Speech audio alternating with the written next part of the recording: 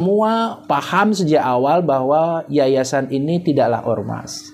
Harus dibedakan cara tindak, cara kita menata organisasi ini atau yayasan ini, dan juga harus dipahami oleh semua orang bahwa kita memiliki undang-undang yang berbeda dengan undang-undang ormas gitu.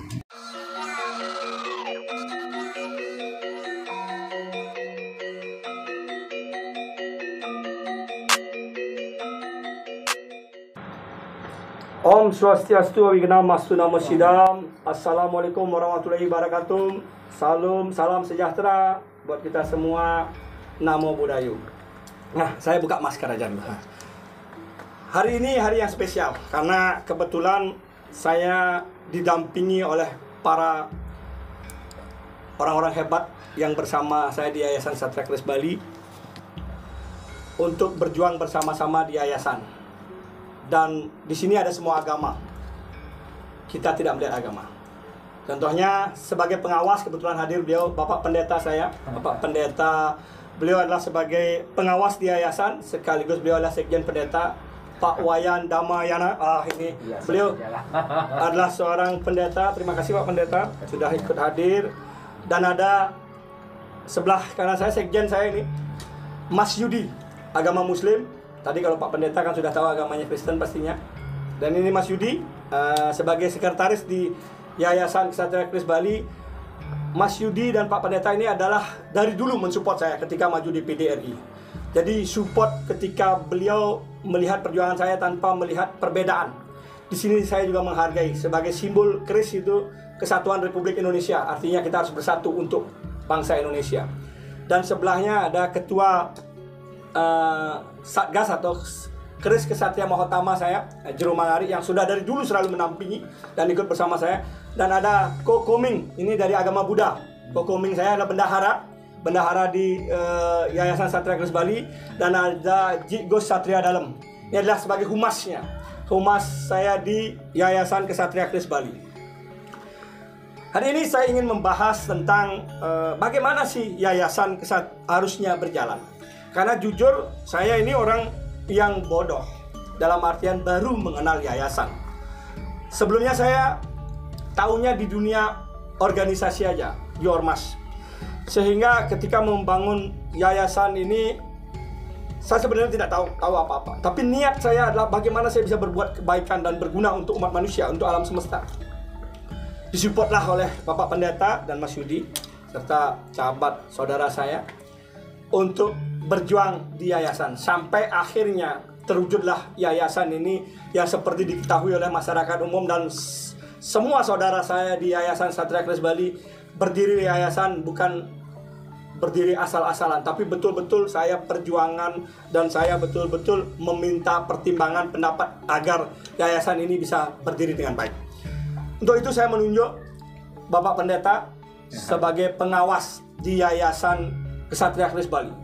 Beliau adalah dulu yang pernah menjadi ketua yayasan dan sekarang membawahi beberapa yayasan di Bali, yayasan-yayasan besar. Ini yayasan paling kecil kalau mungkin bagi beliau di setiap pengawasannya. Ini yayasan yang baru. Nah untuk itulah saya merasa bersyukur Pak Pendeta mau hadir, mau ikut, dan saya ingin masukkan bagaimana sih sebenarnya harus mengoperasionalkan yayasan ini dan bagaimana berjalan yayasan ini. Gimana Pak Pendeta? Ampun. Nah ini biar jelas saja Pak Pendeta. Mungkin saya Pak Pendeta. Iya. Gimana Pak? Ya, yang pertama Om Swastiastu.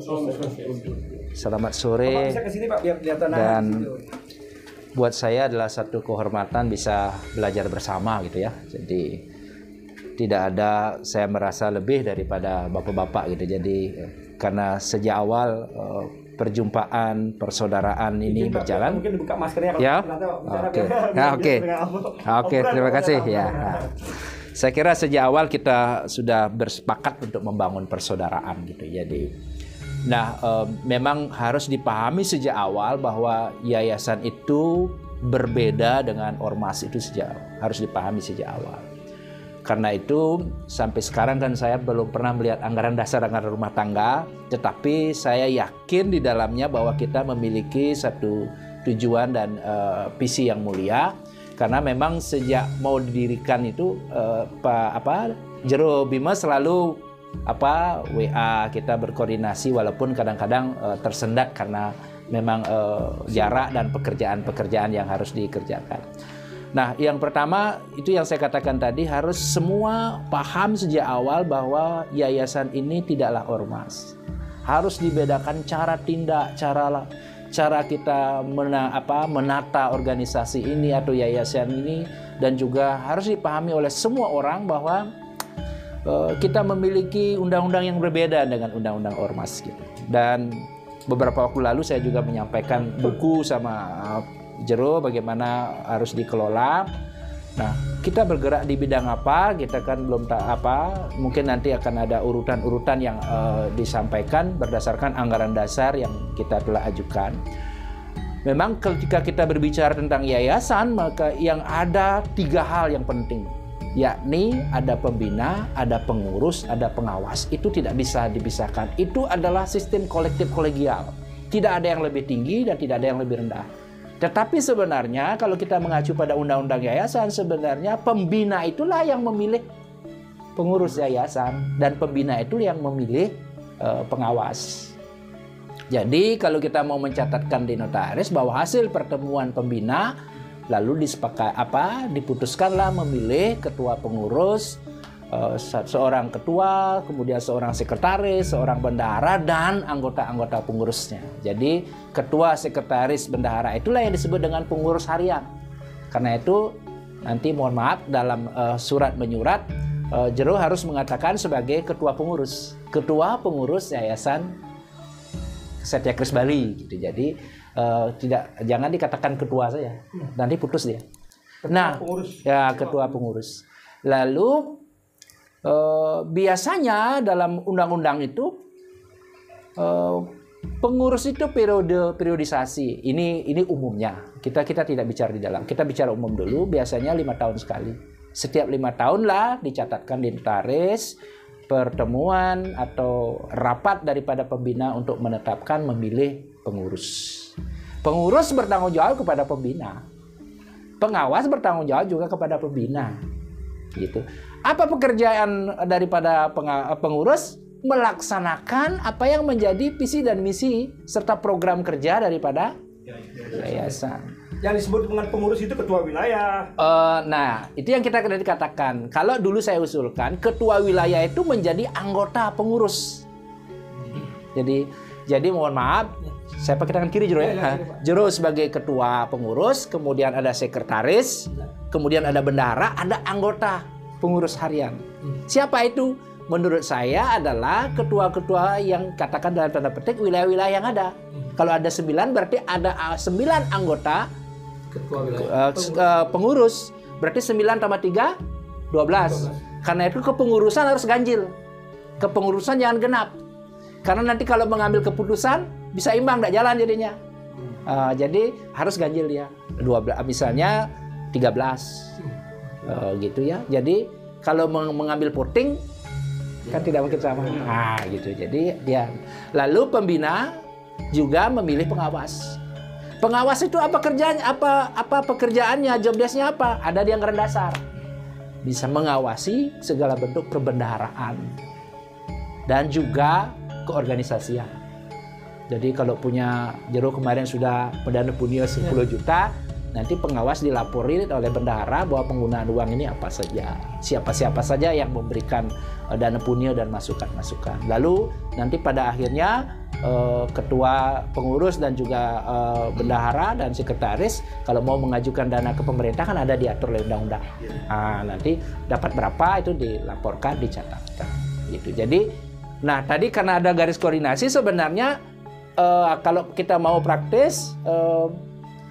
Satu kotak yayasan itu diisi oleh ada tiga rumah.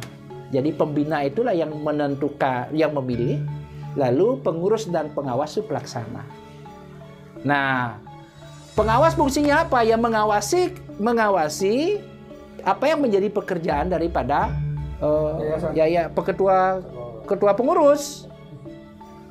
Tetapi dia tidak bisa menentukan, tidak boleh ini, tidak boleh itu. Nanti pembina yang menentukan.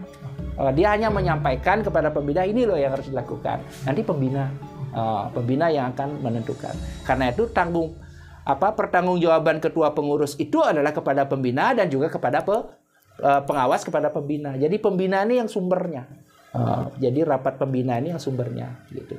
Karena itu sebenarnya kalau kita mau baik sebenarnya hari ini buatkan aja catatan. Dalam catatan bahwa dalam perjalanan itu dibuatkan nanti bahwa kita berdasarkan rapat antara pengurus dan juga pengawas disepakati misalnya ini dalam koordinasi pekerjaan umumnya gitu kan kepada pembina. Gitu. Jadi di situ. Nah, tadi usul saya sebenarnya begini, bapak-bapak yang saya hormati, unit-unit yang ada di wilayah-wilayah itu harus koordinasi. Kan saya sudah melihat nih, ada teman yang punya punya kesusahan di Karangasem, di-upload di Gianyar. Itu kan sudah garis koordinasi itu, saling koordinasi. Karena itu antara unit dengan unit yang satu tidak garis komando. Garis komando semua dari ketua pengurus. Jadi dia koordinasi. Misalnya, mohon maaf, unit Buleleng dengan Karangasem garisnya koordinasi. Sehingga kalau ada hal-hal seperti kemarin dan Punio, mereka koordinasi. Gitu. Jadi dan kemudian kalau mau sebenarnya di unit tidak perlu dibentuk pengawas. Karena itu merepotkan. Di unit jangan dibentuk pengawas. Jangan dibentuk pengawas. Jadi pengawas cukup di pusat saja. Termasuk di wilayah enggak perlu. Ya, wilayah itu tak usah dibentuk pengawas. Karena itu bukan kerja yayasan kalau begitu. Yayasan hanya punya satu pengawas, satu pembina. Dan kalau dia punya wilayah-wilayah ya silakan. Itu nanti kerjanya ketua pengurus. Pak Pendeta, saya mau tanya. Kalau begitu di wilayah itu apakah pengawas ini bisa dijadikan penasehat? Di mana posisinya ketika ada orang-orang yang mempunyai power, mempunyai sesuatu yang kita anggap di wilayah itu menganggap dia adalah tokoh. Di mana dia diposisikan? Karena dia ingin masuk ke posisikan di pembina. Pembina. Jadi di wilayah. Ada misalnya pembina harian. Pembinanya di pusat apa di wilayah? Di pusat. Di pusat, semua di pusat. Pusat semuanya, tetapi yang disebut dengan pengurus harian, dengan sama-sama kementerian, ada pengawas harian, ada pembina harian. Nah, pembina harian itu kan ada 3 aja. Ketua, sekretaris, bendahara. Anggota pembina ini. Nah, anggota pembina ambil yang tokoh-tokoh tadi dari kabupaten. Begitu juga pengawas. Ada pengawas dan anggota. Ada anggota pengawas ambil dari kabupaten gitu. Tetapi pengawas di kabupaten tidak bisa melakukan sesuatu, dia harus koordinasi pusat. Nggak boleh dia ini nggak boleh, nggak bisa itu. Pusat yang besar. Nah itulah yang namanya yayasan, harus dibedakan. Kalau organisasi sosial kan beda. Karena saya juga sekretaris MUKI, Pak.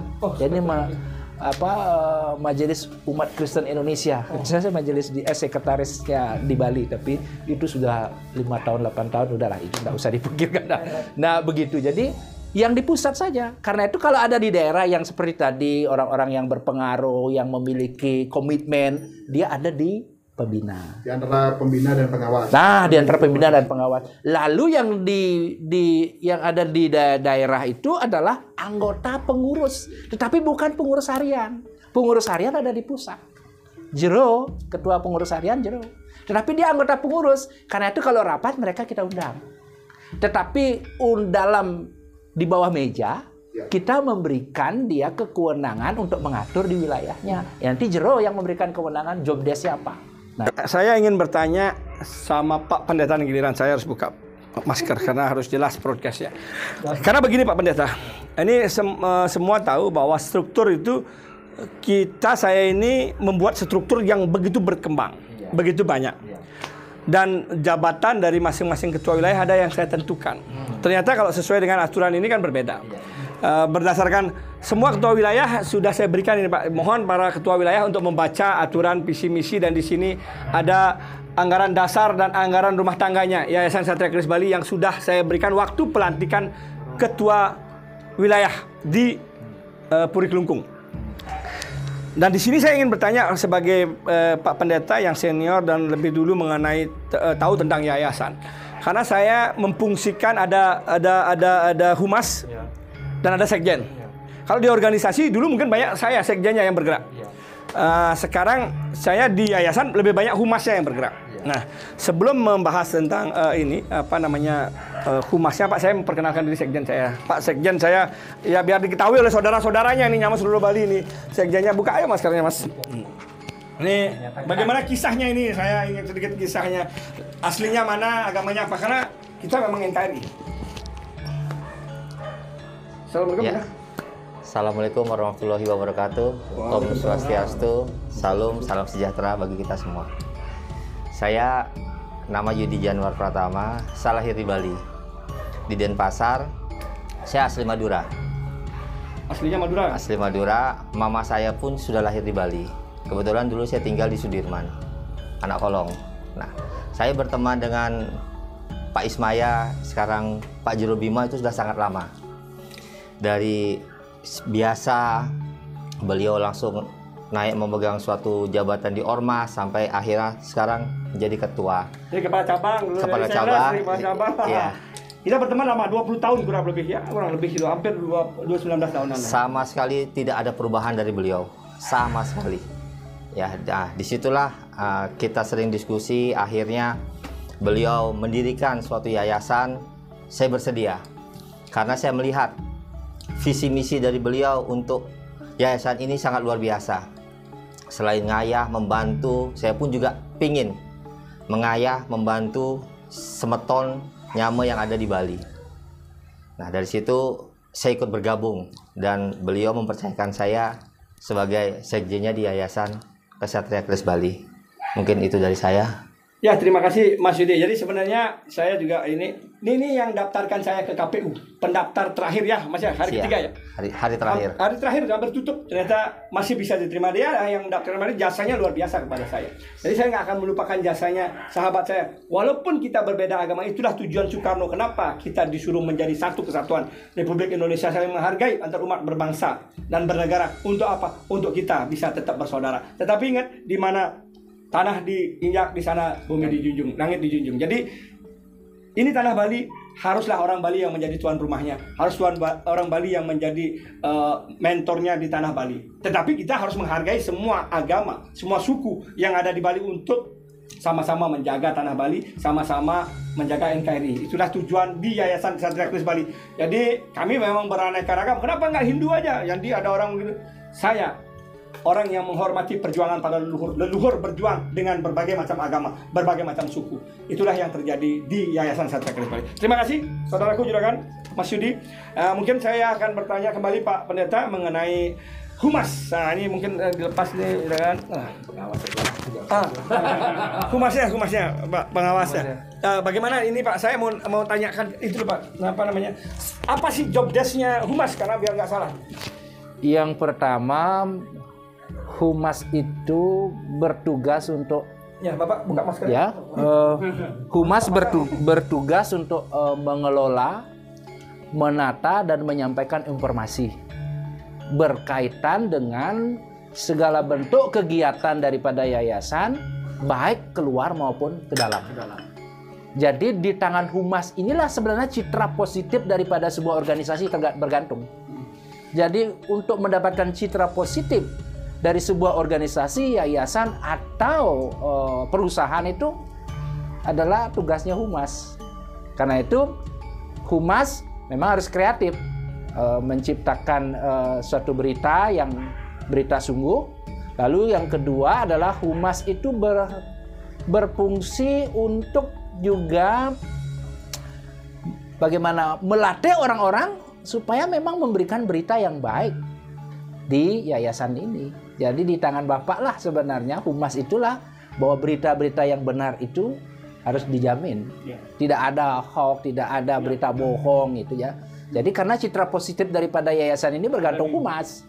Kalau humas mau bikin rusak, rusaklah organisasi ini gitu. Tapi nah kemudian seorang humas ya pertama memang harus kreatif, memahami dunia paling tidak tulis menulis, jurnalistik. Nggak bisa ya. Lalu kemudian juga harus menarik dan humoris. Karena untuk mendapatkan berita, Bapak juga harus menarik dan juga humor sehingga orang mau ngomong gitu. Kalau nanti gini kan orang takut gitu ya. Lalu yang ketiga, yang selanjutnya ya bahwa di tangan Bapak lah juga harus ada orang-orang yang wilayah-wilayah itu memiliki humas itu. Jadi Bapak yang mengkoordinir daripada humas-humas di wilayah. Supaya apa? Mereka menyampaikan berita-berita itu secara baik dan menjaga citra positif daripada yayasan ini. Karena itu seorang humas dia harus punya kemampuan tulis menulis, dia harus kreatif, bagaimana dia mencari berita, dan juga harus paling tidak memahami dunia jurnalistik. Mana yang bisa, mana yang tidak. Itu singkatnya sebegitu. Jadi sekali lagi citra positif daripada yayasan ini tergantung daripada humas. Maju mundurnya informasi daripada yayasan ini adalah dari humas. Gitu. Jadi Bapak harus, beliau buat apa? Misalnya teman seperti kemarin yang saya lihat di medsos atau di WA itu kan ada teman yang meninggal di Gianyar, kemudian ada ini. Nah itu humas lah yang mempunyai.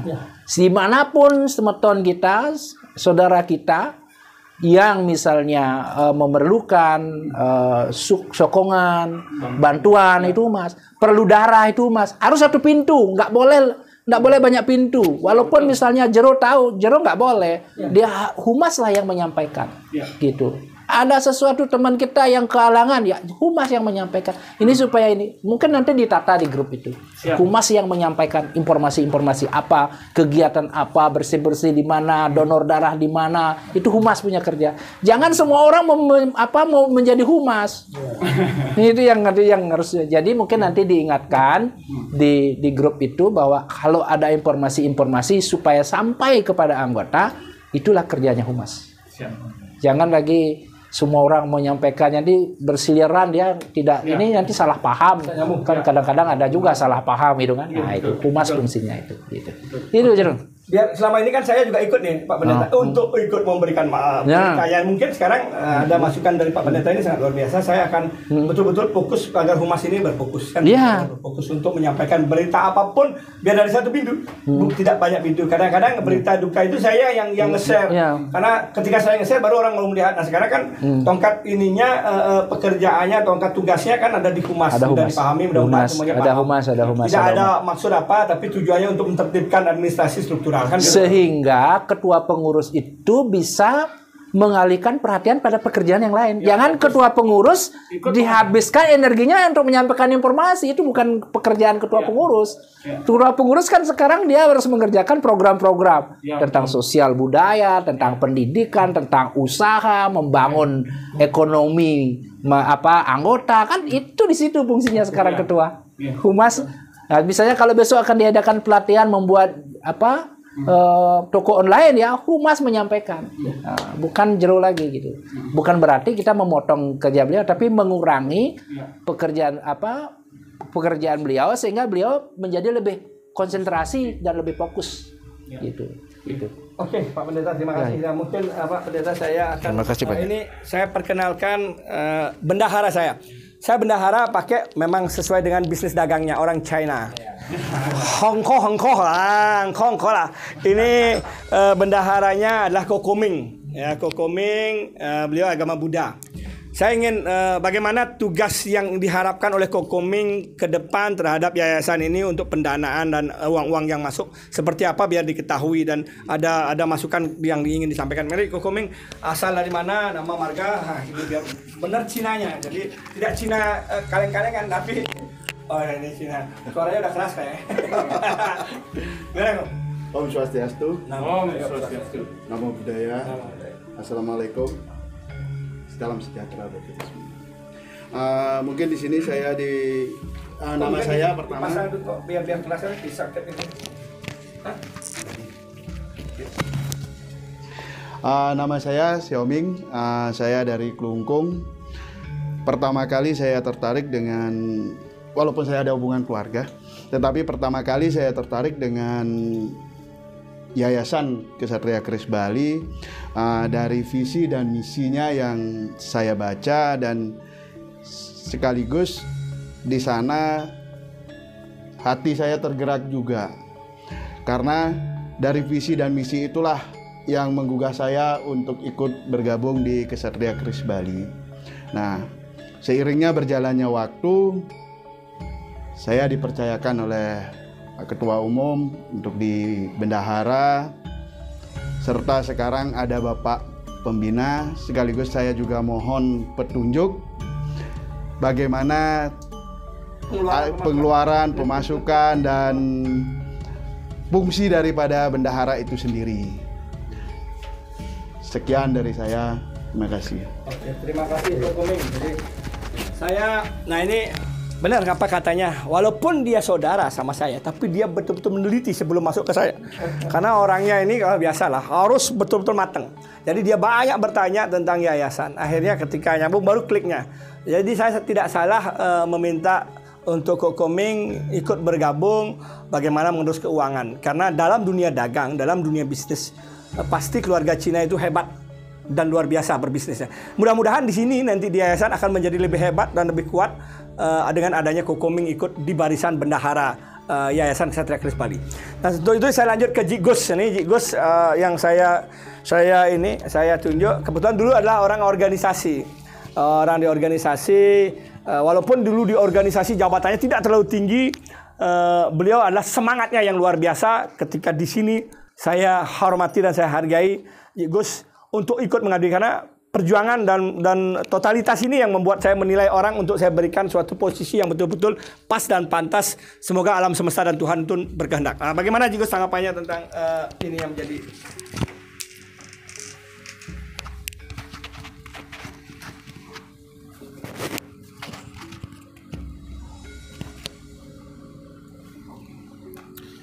Om Swastiastu. Assalamualaikum warahmatullahi wabarakatuh. Salam sejahtera bagi kita semua. Ya, pertama-tama tiang kenalkan, nama lengkap saya adalah Ngakan Putu Agus Mahendra Agung, asli dari Gianyar.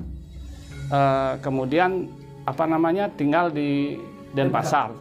Nah, jadi kalau seperti apa yang dibilang sama Pak Juru Bimo, bahwa memang saya dulu adalah di Ormas, kemudian jabatan saya juga di Ormas juga itu sama seperti sekarang sebagai Humas. Jadi istilahnya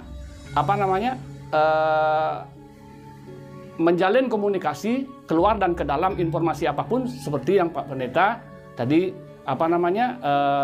beritahu, informasikan. Jadi tugas seorang Humas itu seperti apa? Mungkin sedikit tidak lebih kecil saya mungkin sudah saya jalankan, seperti mengkoordinir setiap wilayah untuk, makanya kita di yayasan ini kita punya grup itu khusus untuk donor darah. Jadi biar mudah dimanapun ada istilahnya nyamu kita yang memerlukan darah, jadi kita langsung bisa atensi itu. Jadi seperti itu. Kemudian juga seperti Pak Pendeta juga tadi sebutkan bahwa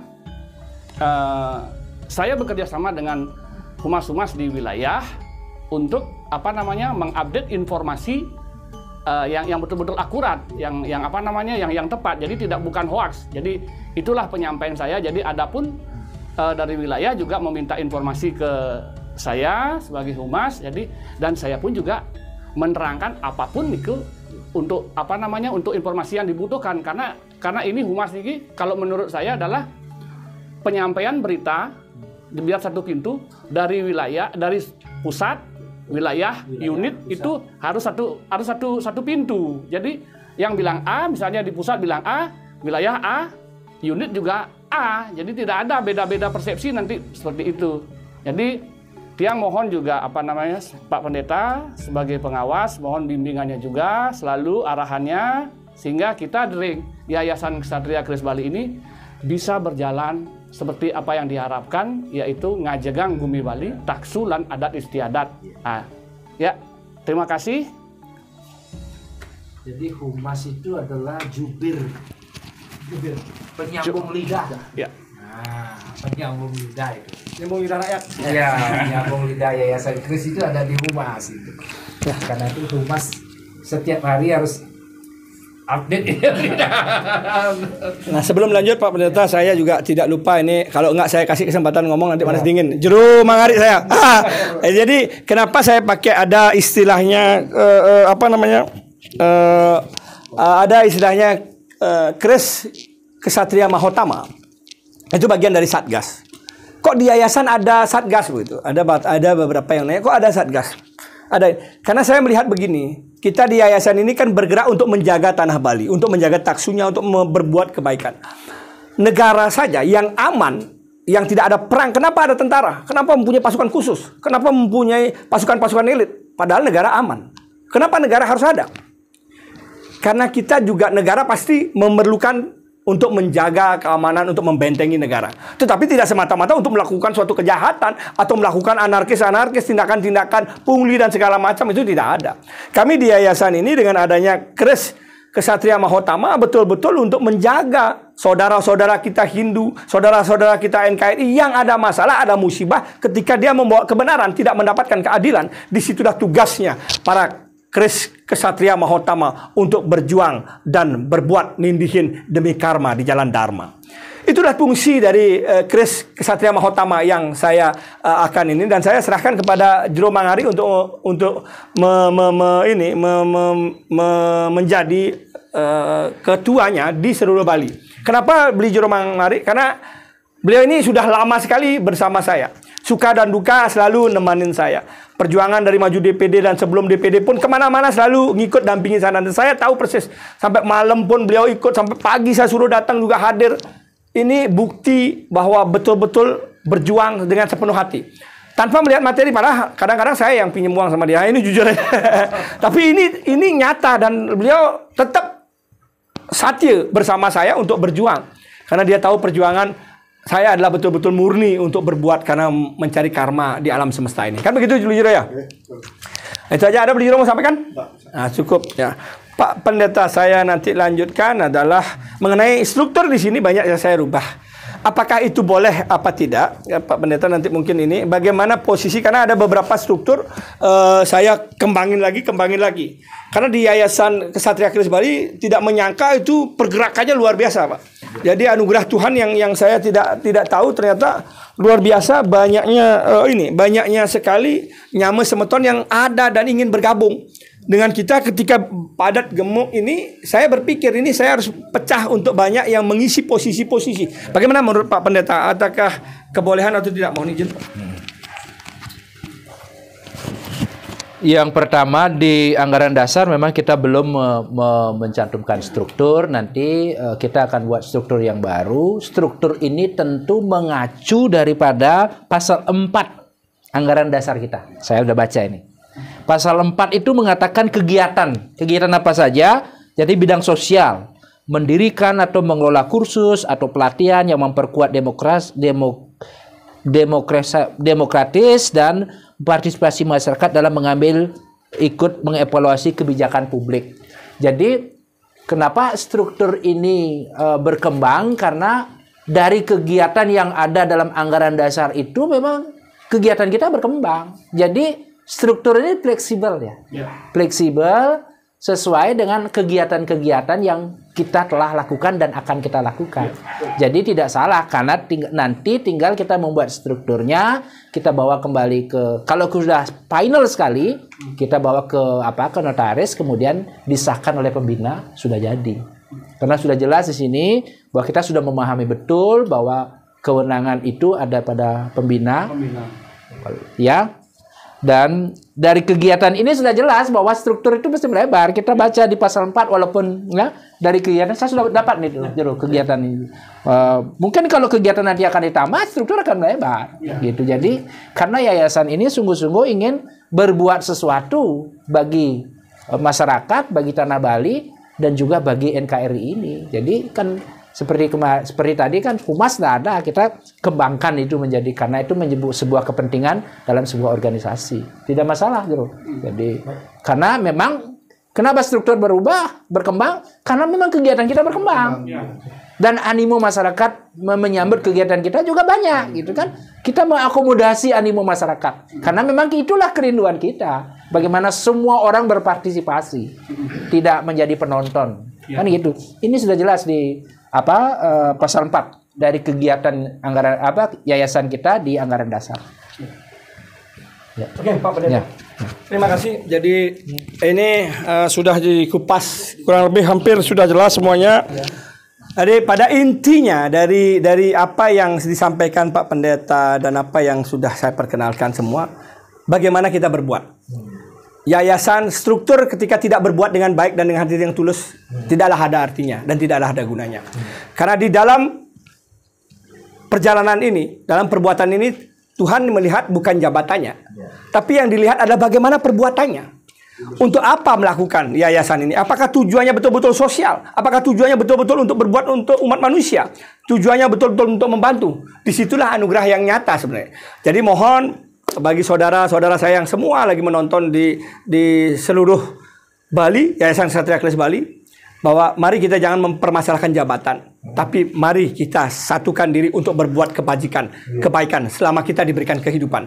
Karena jabatan itu tidaklah menjadi patokan, karena patokan kita adalah bagaimana kita berbuat kebaikan dan bisa berbuat dengan nyata untuk umat manusia. Itu aja kupasan saya, Pak Pendeta ya. Jadi terima kasih para pengurus Unta, para pengurus inti, terima kasih semua sudah hadir. Semoga Tuhan memberkati, semoga Tuhan memberikan jalan yang terbaik bagi kita semua. Amin, swaha. Dan diberikan jalan untuk keluarga kita dan mengabdi bagi kita di tanah Nusantara, alam semesta ini. Swaha, amin. Rahayu, rahayu. Terima kasih. Om Santi Santi. Om Seru.